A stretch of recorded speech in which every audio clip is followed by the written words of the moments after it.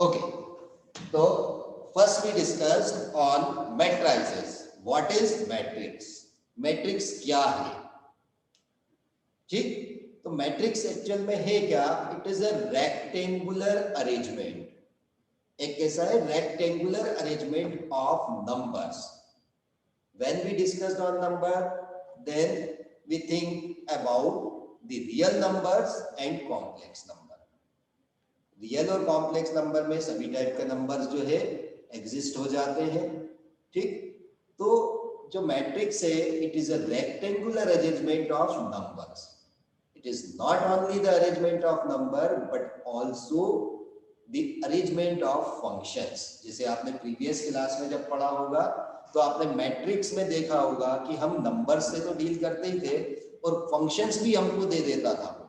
कि जैसे एक मैट्रिक्स दे दिया उसने, फर्स्ट रो में sine x cos x, second row में दे दिया ten x and sec square है, एंड तो ये आपका एक मैट्रिक्स हो गया. तो यहाँ पे आपके क्या है? ट्रिग्नोमेट्रिकल फंक्शंस यूज हो गए. या फिर ऐसा दे दिया 1 log x log y and 1, तो that is also a square matrix. और स्क्वायर मैट्रिक्स में आपको क्या दे दिए? लॉगरिथम फंक्शन दे दिया, या एक्सपोनेंशियल फंक्शंस भी दे सकता है ना. तो यानी अपन ये कहें कि अरेंजमेंट में केवल नंबर्स ही नहीं होंगे बल्कि फंक्शंस भी हो सकते हैं.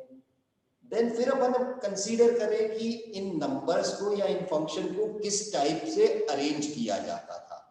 तो अपन उसमें देखते हैं कि कुछ नंबर्स वर्टिकल लाइंस में लिखे जाते हैं और कुछ हॉरिजॉन्टल लाइन में भी लिखे जाते हैं.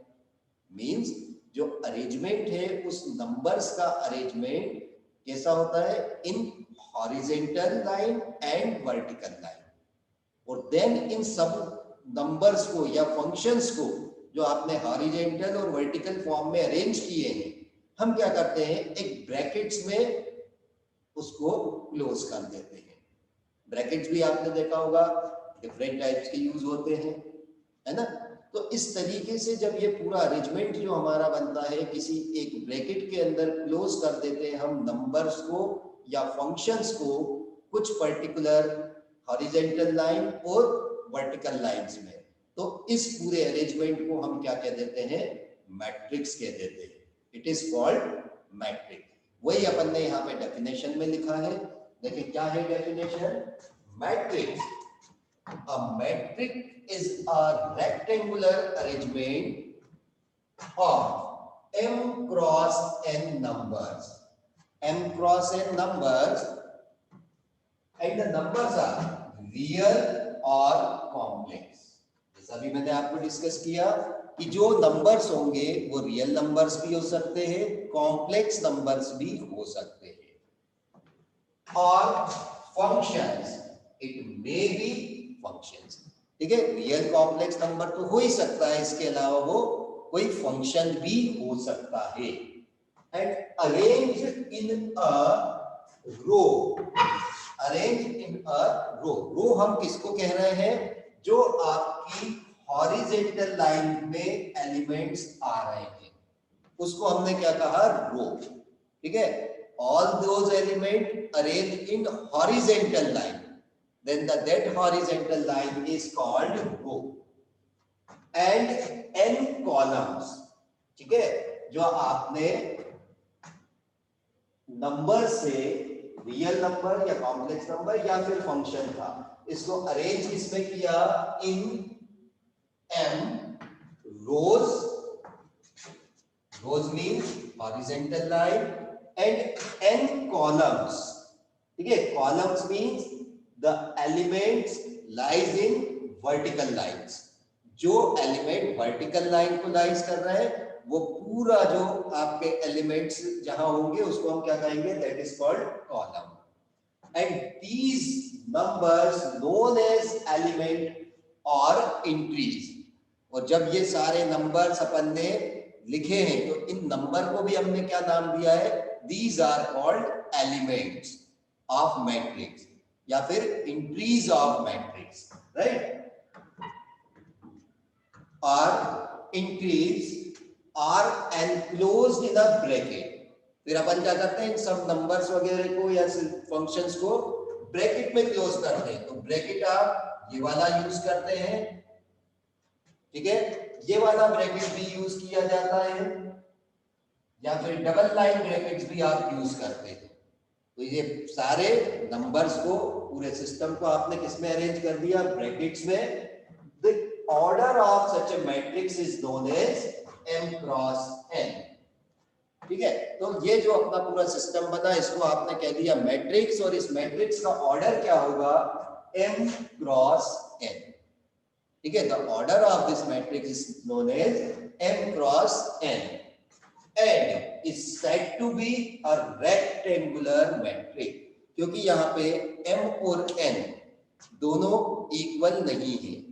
अगर दोनों इक्वल नहीं है तो जो मैट्रिक्स मेरा जनरेट होगा that is rectangular matrix. Okay, अगर मैं एक जनरल फॉर्म लिखूं यहाँ पे, द जनरल फॉर्म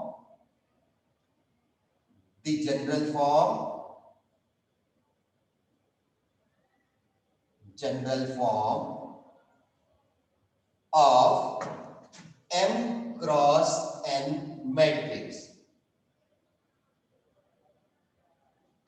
ठीक है, क्या होगी वो? Matrix A is equal to, लिखने का तरीका देखें इसको। ठीक है, फर्स्ट एलिमेंट मैं कैसे लिखूंगा?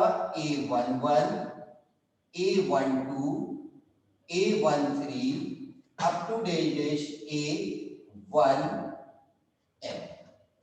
then A21, A22, A23 up to dash A2n, then A31, 32, 33 up to A3n. In the same manners, AM1, AM2, AM3 up to AMN, और ये फिर ब्रैकेट मैंने क्लोज किया और यहाँ पे लिख दिया m क्रॉस n। तो this is the general form of m cross n order square matrix. अब यहाँ पे देखें कि ये जो मैं अगर इस तरीके से बात करूं, इस तरीके से अगर अपन आगे चल रहे हैं तो ये आपकी कैसी लाइन है? This is the horizontal line. तो इस हॉरिजॉन्टल लाइन में जो भी एलिमेंट्स आएंगे उनको अपन क्या कहेंगे? एलिमेंट्स ऑफ रो। ठीक है, और ये पूरी जो हॉरिजॉन्टल लाइन है ये क्या कहलाएगी? दिस इज कॉल्ड रो। ठीक, और कुछ एलिमेंट्स अपन देख रहे हैं कि इस टाइप से भी अरेंज है, मींस वर्टिकल लाइन की फॉर्म में अरेंज है। तो इन एलिमेंट्स को क्या कहेंगे? Elements of column. और जब इस पूरी वर्टिकल लाइन को अगर अपन रीड करेंगे तो दैट इज कॉल्ड कॉलम। ठीक, अब इसका मतलब समझिए, A11 means a element which exists in first row and first column। अगर मैं इसकी काउंटिंग करूं तो this is called first row, denote अपन कैसे कर सकते हैं? R1 से। This is second row, this is third row, and this is the last row, जो आपने इसको mth रो बोला है। टोटल नंबर ऑफ रोज कितनी है? m। ऐसे ही अगर अपन इसकी बात करें तो ये क्या हो गया? आपका फर्स्ट कॉलम, जिसको हम C1 से डिनोट करेंगे। This is the second column C2, third column C3, and last column जिसको आपने n से डिनोट किया है। ठीक है, तो ये आपके क्या कहलाएंगे? Row and column. तो यहाँ पे ये जो अपन लिखते हैं ना 1 1 या 1 2 या 2 2 2 3 3 3, तो इसका इंपॉर्टेंस क्या होता है? We can easily observe or easily find the element which consists in a particular row or column। यानी हम आसानी से देख के बता सकते हैं कि ये एलिमेंट इस रो या इस कॉलम का एलिमेंट है। जैसे हमने ये कहा A23, तो 2 3 का मतलब आप सेकंड रो में चल रहे हैं और कॉलम कौन सा है? थर्ड कॉलम है। तो A23 यहाँ पे जो भी उसकी न्यूमेरिकल वैल्यू दी होगी, अगर मैंने आपसे पूछा कि इस पर्टिकुलर मैट्रिक्स में एक एलिमेंट है 5, तो उसकी आप पोजीशन बताओ, तो आप क्या बताएंगे? पोजीशन A23, जिसका मीनिंग क्या होगा? Element consist in second row and third column. Right. तो ये लिखने का तरीका जो है, जो जनरल फॉर्म है, इससे हमको बहुत सारी चीजें समझ में आ रही। तो ये तो क्लियर हो गया कि रो किसको कहेंगे, कॉलम किसको कहेंगे, और यहाँ जितने भी मैंने ये नंबर लिखे 1 1 2 3 जो भी है, तो ये all are the called element of matrix. ठीक है।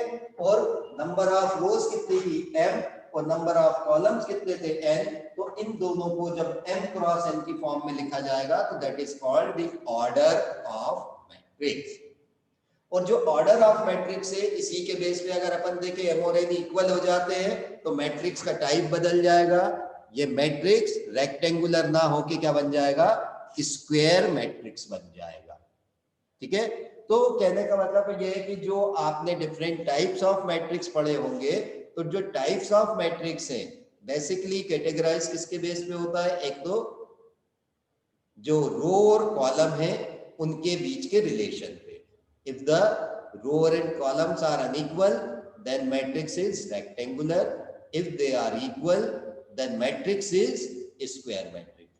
If the number of rows are more than one but the column is only one, पूरे मैट्रिक्स में अगर आपकी रो एक से ज्यादा है लेकिन कॉलम एक ही है तो क्या कहलाएगा, that is called column matrix.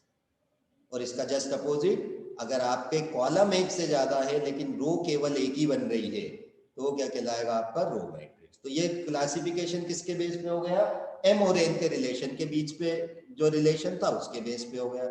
फिर ये जो इसमें अपन ने इतने सारे एलिमेंट्स लिख रखे हैं, अगर इन एलिमेंट्स के नेचर पे अपन जाए तो नेचर को ध्यान में रखते हुए जब अपन क्लासिफिकेशन करेंगे तो वो भी कई टाइप के क्लासिफिकेशंस हो जाते हैं, है ना। तो उन क्लासिफिकेशन जो एलिमेंट के नेचर के बेस पे किया जाता है वो भी आपको मालूम है ना। डायगोनल मैट्रिक्स होता है, डायगोनल के बाद यूनिट मैट्रिक्स होता है, स्केलर मैट्रिक्स होता है। ठीक है। तो ये सभी जो अभी मैंने नाम लिए, इन सभी के लिए पहली कंडीशन क्या होनी चाहिए कि दे आर स्क्वायर मैट्रिक्स, यानी m और n उनके लिए इक्वल होना चाहिए। ठीक। चलिए, अभी तो अपन को डिस्कस करना था कि मैट्रिक्स क्या है, तो ये तो अपन को समझ में आ गया कि मैट्रिक्स क्या है। अब अपना जो सिलेबस के हिसाब से अगर अपन बात करें तो दूसरा अपना मेन टॉपिक अब क्या आ रहा है, minor of matrix. Minor of matrix क्या है, अगर माइनर ऑफ मैट्रिक्स मेरे को मालूम हो गया तो मैं फर्स्ट मेथड रैंक निकालने की लर्न कर सकता हूं। ठीक है। अब माइनर ऑफ मैट्रिक्स ये भी हमने प्रीवियस क्लास में पढ़ा हुआ है। ठीक है। प्रीवियस क्लास में आपको ध्यान होगा जब आप डिटरमिनेंट पढ़ते थे तो वहां पे एक माइनर का कॉन्सेप्ट भी आपने पढ़ा होगा। ठीक है। तो उसी माइनर की मेरे को अब यहाँ पे फिर से जरूरत पड़ेगी। तो माइनर क्या है, पहले तो मैं आपको यहाँ पे इसी मैट्रिक्स में निकाल के बता रहा हूँ कि माइनर होता क्या है। मान लीजिए ये मेरे पास एक रेक्टेंगुलर मैट्रिक्स था। ठीक है। अगर इस रेक्टेंगुलर मैट्रिक्स में से मैंने कुछ रोज को डिलीट कर दिया और साथ ही साथ कुछ कॉलम्स को भी डिलीट कर दिया। ठीक है। अगर मैंने क्या किया, if we delete some rows and columns from the m cross n order matrix. ठीक है। अब जब इनके कुछ रो कुछ कॉलम्स यहां से डिलीट हो जाएंगे उसके बाद फिर भी मेरे पास एक कोई ना कोई मैट्रिक्स बचेगा ही। फॉर एग्जाम्पल मान लीजिए मैंने यहां से ये लास्ट वाली ये पूरी रो यहां से डिलीट कर दी, यहां से मैंने ये पूरा कॉलम डिलीट कर दिया।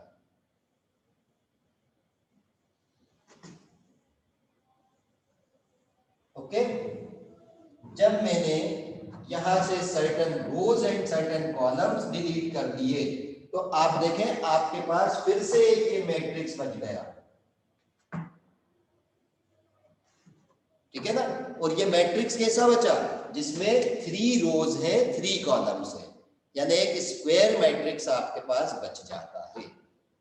अगर इस स्क्वायर मैट्रिक्स की मैं डिटरमिनाइट वैल्यू फाइंड कर लेता हूं, डिटरमिनाइट वैल्यू मतलब अपन इसका एक्सपेंशन कर लेते हैं और इसकी एक न्यूमेरिकल वैल्यू फाइंड कर लेते हैं, तो that the numerical value is called minor of matrix. ठीक है, उसको हम क्या कहते हैं, माइनोर ऑफ मैट्रिक्स कहेंगे। माइनर ऑफ मैट्रिक्स क्या है, इट इज द डिटरमिनाइड वैल्यू। ठीक, तो ये माइनर का कॉन्सेप्ट हो गया। अब मान लीजिए कि मैंने फिर से इसमें से एक लास्ट की रो और लास्ट का कॉलम डिलीट कर दिया, तो देखिए फिर भी मेरे पास में एक मैट्रिक्स बच रहा है 2x2 का। ठीक है, तो ये 2x2 का भी एक आपका क्या कहलाएगा, माइनर कहलाएगा। जब मैं इसकी डिटरमिनाइट वैल्यू सॉल्व कर दूंगा तो वो क्या कहलाने लगेगी, the minor of order second. Clear? तो इस तरीके से आपके पास में जो माइनर होगा किसी भी मैट्रिक्स का, अगर मेरे पास यहां पे मैंने लिख दिया 1 3 2 3 A31 A32 A3, अगर मेरे पास एक 3x3 का कोई भी मैट्रिक्स है, ओके, और उसने बोला find the all the possible minor of this matrix, तो इसके सारे पॉसिबल माइनर्स कौन कौन से हो सकते हैं, पहले वो मैं बताऊंगा आपको। सबसे पहले तो जो गिवन मैट्रिक्स है, ठीक है, ये अपने आप में 3x3 का एक डिटर्मिनेट है। अगर मैं इसकी डिटर्मिनाइट वैल्यू सॉल्व करना चाहूं तो मैं क्या कर सकता हूं, इस 3x3 मैट्रिक्स की डिटर्मिनाइट वैल्यू निकाल सकता हूं। तो सबसे पहला माइनर तो क्या हो गया, 3x3 या ऑर्डर 3 का एक माइनर हो गया। अब सेकेंडली अपन किस पे आ जाएंगे, 2x2 के माइनर्स पे।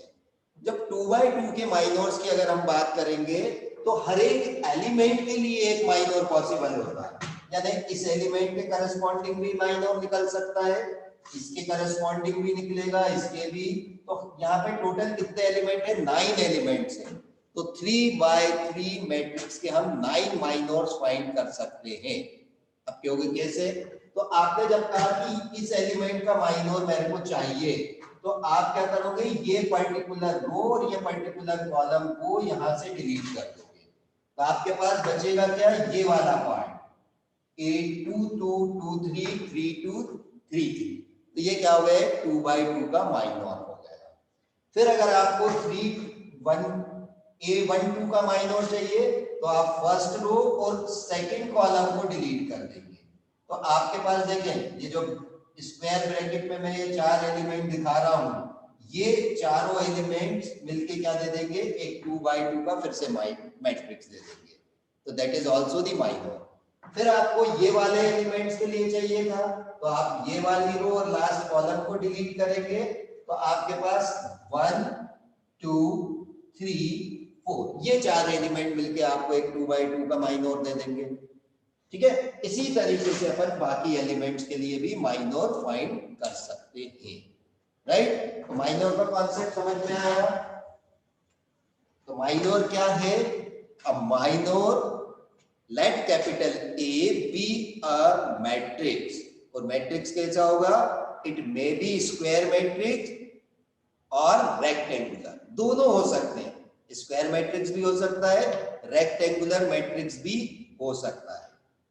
From this matrix A we delete all the rows and columns, all the rows and columns living a certain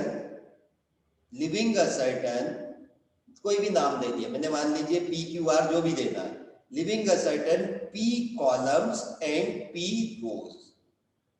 ठीक है, living the P columns and P rows, जैसे मैंने यहाँ पे करा था ना, M क्रॉस N ऑर्डर का मैट्रिक्स था, मैंने उसमें से रो कॉलम डिलीट करने के बाद 3 रो बचाई थी और 3 ही कॉलम बचाए थे। ठीक है, 3 रो और 3 कॉलम बचाए थे। तो यहाँ P क्या हो गया आपका 3, राइट, P कितना हो गया 3। तो लिविंग सर्टन कॉलम्स एंड रोज, जिसको हमने नाम क्या दे दिया P, और कंडीशन क्या होगी, P इज ग्रेटर देन 1 होना चाहिए, यानी P आपका, यानी जो डिलीट करने के बाद आपके पास जो मैट्रिक्स बच रहा है उसमें जो है कम से कम 2 रो 2 कॉलम तो होनी चाहिए, इससे कम में काम नहीं होता है।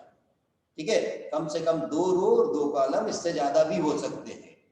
ठीक, the condition is P is greater than 1, then the element which have been left consist in a square matrix। अभी आपने देखा कि जब अपन ने रो कॉलम डिलीट कर दिए थे तो उसके पास जो अपने पास मैट्रिक्स बच रहा था वो कैसा बच रहा था, स्क्वायर मैट्रिक्स बच रहा था, यानी उसमें नंबर ऑफ रो और कॉलम आपस में इक्वल थे। ठीक है, तो कैसा होना चाहिए, स्क्वायर मैट्रिक्स। और उस स्क्वायर मैट्रिक्स का ऑर्डर क्या हो जाएगा, P, क्योंकि आपने बताया ना कि सर्टेन P कॉलम और P रोज हमारे पास बच रही थी बाकी रो कॉलम्स को डिलीट करने के बाद, तो जो अपना मैट्रिक्स बचा वो ऑर्डर P का कोई मैट्रिक्स बच जाता है। The determinant value of this square matrix is called a minor of a matrix of order P। ठीक है, अब मेरे को जो है इसी कॉन्सेप्ट को ध्यान में रख के किसी मैट्रिक्स का रैंक फाइंड करना है। ठीक है, तो पहले ये रैंक क्या होता है उसकी डेफिनेशन में आपको बता दूं। Rank of matrix,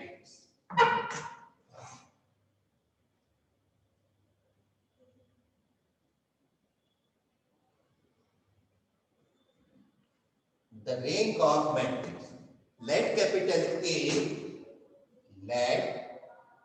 capital A be any matrix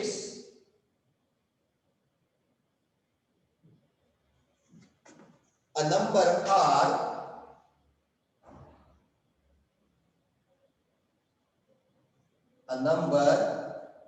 R is called the rank of matrix,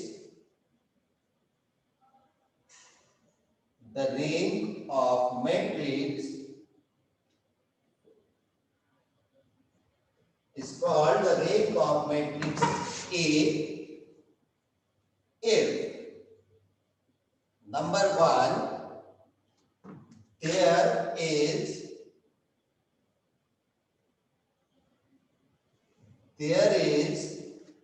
at least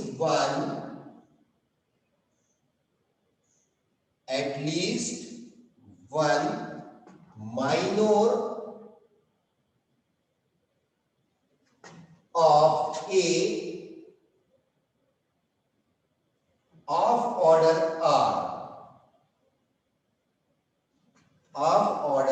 R which does not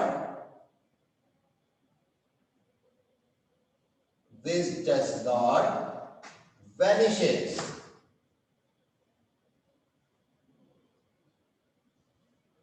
or 0।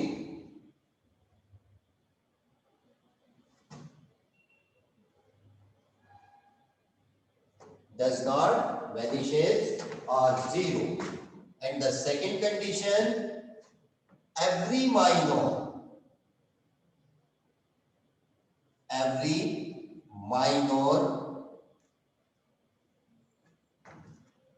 of matrix A of order n minus 1 of A of order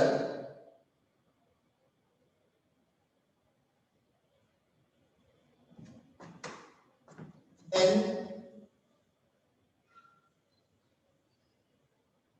or higher order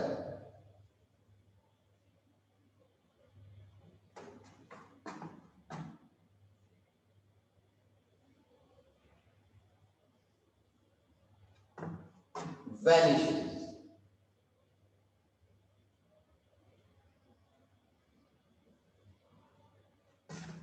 ठीक, तो देखिए minor होता क्या है, पहले तो definition note कर लें फिर इसको अपन समझे कि रैंक होती क्या है। राइट, तो सबसे पहले मान लीजिए कोई भी आपके पास में एक मैट्रिक्स है capital A, it may be rectangular, it may be square matrix. Right, a number small r मैंने कोई एक नंबर चूज किया, नाम दिया है मैंने, a number r is called the rank of matrix, this number is called the rank of matrix if the matrix follows two condition. Number one, if there is at least one minor of A, जो भी matrix A था, at least one minor of matrix A of order R which does not zero. ठीक है, यानी कहने का मतलब ये है कि जो R ऑर्डर का जो आप माइनर सॉल्व कर रहे हैं, ठीक है, वो जीरो नहीं होना चाहिए. जैसे अभी अपन ने करा था, मेरे पास एक 3x3 का मैंने एक मैट्रिक्स बनाया था और उस 3x मैट्रिक्स को जब मैं सॉल्व कर लूं तो वो क्या कहलाने लगेगी, उसकी डिटरमिनाइट वैल्यू. अगर वो डिटरमिनाइट वैल्यू मेरी नॉट इक्वल टू जीरो है तो उस मैट्रिक्स का ऑर्डर क्या था, 3. तो वो मैट्रिक्स की रेंज क्या कहलाएगी, 3. That is are. आर क्या है, वो नंबर जो आप उसका ऑर्डर बोल रहे हो, ठीक है, वो ऑर्डर ही क्या कहलाएगा, उसकी range. So the range of that matrix is 3. ठीक है, अगर वो 3x3 का जो माइनर में सॉल्व कर रहा था तो दो पॉसिबिलिटी थी कि वो जीरो भी हो सकता था, जीरो नहीं भी हो सकता था. अगर वो नॉट इक्वल टू जीरो तो वो उसका जो ऑर्डर है that is the range. And if the determinate value of that 3x3 matrix is 0. ठीक है, तो 3x3 मैट्रिक्स की डिटरमिनेट वैल्यू 0 हो गई तो उसका रेंज फिर 3 नहीं कहलाएगा, जो आप सेकंड कंडीशन अभी अपन जो बताएंगे. ठीक है, तो जो आप सर्टेन नंबर चूज कर रहे हैं, यानी जो सर्टेन ऑर्डर चूज कर रहे हैं उस मैट्रिक्स का जिसके लिए आप माइनर फॉर्म कर रहे हैं, वो कैसा होना चाहिए, नॉट इक्वल टू जीरो होगा तो वही ऑर्डर आपका क्या कहलाएगा, उसका रैंक कहलाएगा. लेकिन उसके लिए फिर कंडीशन क्या होगी, the second condition, every minor of A of order r plus 1, या फिर उससे भी ऊपर हो सकता है, 3 से ऊपर क्या हो सकता था ऑर्डर, 4th ऑर्डर भी हो सकता था, 5th ऑर्डर भी हो सकता था, 6, 7, 8, अपन ने तो m क्रॉस n ऑर्डर लिया था, है ना, तो mth ऑर्डर तक हो सकता था. तो उसके ऊपर के ऑर्डर के जितने भी आप माइनर्स फाइंड कर रहे हैं दैट मस्ट बी जीरो. ठीक है, ये सेकंड पॉइंट आपका कह रहा है. जैसे अभी जो मैंने एग्जांपल लिया था उसी को मैं फिर से रिपीट कर रहा हूं आपको. तो ये दो कंडीशन जो यहां लिखी इनको समझने के लिए मैंने क्या कहा, आपके पास 3x3 का एक मैट्रिक्स था. ठीक है, 3x3 के मैट्रिक्स का सबसे पहला माइनर क्या हो गया, ऑर्डर 3 का, मींस 3x3 ऑर्डर का पहला माइनर लेंगे और जब उसको आप डिटरमिनेट वैल्यू सॉल्व करेंगे, for example that will be, वो जो 3x3 के मैट्रिक्स की डिटरमिनेट वैल्यू आपने सॉल्व करी वो क्या आ गई, जीरो आ गई. ठीक है, वो अगर जीरो आ गई तो ऑर्डर क्या था आपका 3, तो वो आर क्या हो गया आपका, आर इज 3. ठीक है, तो थर्ड ऑर्डर का माइनर आपका क्या बन गया, जीरो बन गया. तो 3 उस मैट्रिक्स का रैंक नहीं हो सकता. जब उसका रैंक 3 नहीं होगा तो हमको उसके नीचे के ऑर्डर्स पे आना पड़ेगा. अब अगर मैं उसी 3x3 ऑर्डर के मैट्रिक्स से टोटल मैंने बताया था कितने 9 माइनर्स में जनरेट कर सकता हूं. टोटल कितने 9 माइनर, और वो सारे 9 माइनर्स जो होंगे सेकंड ऑर्डर के होंगे, मींस वहां आर क्या होगा आपका 2 होगा. तो सेकंड ऑर्डर के टोटल 9 जो माइनर्स हैं, अगर उन 9 माइनर में से अगर एक भी माइनर नॉन जीरो हो जाता है, 9 माइनर है, 9 माइनर में से मान लीजिए मेरे 8 माइनर्स जीरो हो गए, 8 माइनर्स की वैल्यू मेरी क्या आ गई, जीरो आ गई. लेकिन एक माइनर ऐसा था जो जीरो के इक्वल नहीं था, तो हम क्या कहेंगे कि उस मैट्रिक्स का रैंक कितना हो गया, 2 हो गया. क्योंकि आपकी पहली कंडीशन क्या कह रही है कि एटलीस्ट वन माइनर, ठीक है, at least one minor of order r. R आप क्या चूज कर रहे थे? 2। तो सेकंड ऑर्डर के नो माइनर में से एटलीस्ट वन तो कह रहा है वो, तो एक माइनर मेरा नॉन जीरो हो गया, तो मैं क्या कह सकता हूं? This r means 2 is the rank of that matrix, ठीक है। लेकिन सेकंड वाला, जो फर्स्ट वाला अपन कॉन्सेप्ट लिख रहे हैं यहाँ, ये कब फॉलो होगा? जब सेकंड वाला फॉलो हो रहा। तो सेकंड वाले में उसने क्या कहा कि minor of order r plus 1, तो 2 से एक बड़ा, 2 प्लस 1 क्या हो जाएगा? 3। कैसा होना चाहिए? वैनिश होना चाहिए, यानी जीरो होना चाहिए। तो आपने देखा था ना कि ऑर्डर 3 का जो आपने माइनर सॉल्व किया था वो क्या आ रहा था? जीरो आ रहा था। इसलिए आप कह सकते हैं कि r इज 2 उस मैट्रिक्स की रैंक हो सकती है। क्यों हो सकती है? क्योंकि उससे अपर ऑर्डर के जितने भी माइनर्स थे वो सब जीरो हो गए, और जिस ऑर्डर के अभी हम रुके हुए हैं उसमें उस ऑर्डर के हमारे पास बहुत सारे माइनर हैं, लेकिन उनमें से एटलीस्ट एक तो माइनर मेरे पास ऐसा है जो नॉन जीरो है, ठीक है। इसलिए उस पर्टिकुलर ऑर्डर को ही हम क्या कह देते हैं? रैंक ऑफ मैट्रिक्स कह देते हैं, ठीक है। कोई डाउट इसमें? बहुत इंपॉर्टेंट टॉपिक है, और इसी पे बेस्ड अभी अपन क्वेश्चन करेंगे नेक्स्ट क्लास में। सर आर ऑर्डर क्या होता जी है सर? जी बोले बोले बोले, क्या पूछना चाह रहे हैं बेटा? Sir ji sir, r order क्या होता है सर? आर बताया ना मैंने कि भाई अपने पास जैसे ये फॉर एग्जांपल, ये मेरे पास एक मैट्रिक्स लिख रहा हूं मैं, एक जनरल एग्जांपल लिख रहा हूं, सर 1 आर ऑर्डर क्या होता है? R order 1 2 5 7 0 3 1 2, okay. तो ये तो मेरा मैट्रिक्स हो गया। इसमें कितनी रोज है? 1 2 3, 3 रोज है, कॉलम्स कितने हैं? 4। तो 3/4 ऑर्डर का ये क्या है? मैट्रिक्स है। अब इससे मेरे को एक माइनर बनाना है। माइनर हमेशा कैसा होगा? स्क्वायर मैट्रिक्स होगा। तो मान लीजिए मैंने यहां से एक ये कॉलम और ये कॉलम डिलीट कर दिया, और साथ में एक ये बीच वाली रो भी डिलीट कर दी, ठीक। तो मेरे पास 4 एलिमेंट कौन कौन से बचे? 1 2 0 3, ठीक है। तो आप देखें यहां पे नंबर ये कितनी 20 1 2 R1 R2,